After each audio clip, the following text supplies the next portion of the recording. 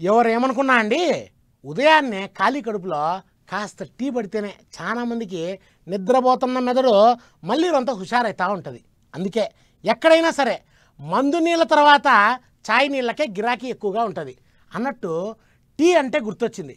ఓ చోట వందల రకాల టీ పౌడర్లు ఉన్నాయంట. అందులో అదిరిపోయే ఓ టీ పౌడర్ కూడా ఉందంట. మరి దాని సంగతి ఏందో మనం ఖచ్చితంగా తెలుసుకోవాలా. పదండి పదం.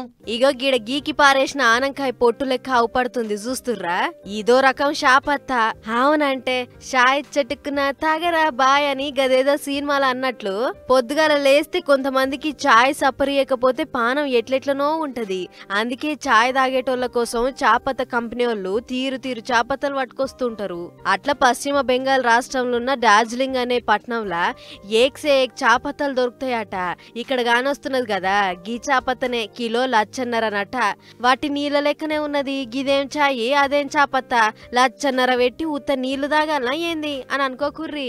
ఒక్కసారి గీ చాయ్ తాగితే నాలుగే మళ్ళా మళ్ళా అదే కావాలంటదట. మాటికోసారి మనసు గుంజుతుందట.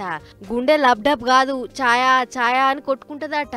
గంత గమ్మత్తుగా ఉంటది కాబట్టే కిలో లచ్చన్నరైనా చాపత్తను పాయరంగా కొనుకపోతుర్రట పబ్లిక్. బంగారమోలే ఇల్వ కన్నా గీ చాపత్త ఏడాదికి 20 కిలోల దాకా పండుతుందట.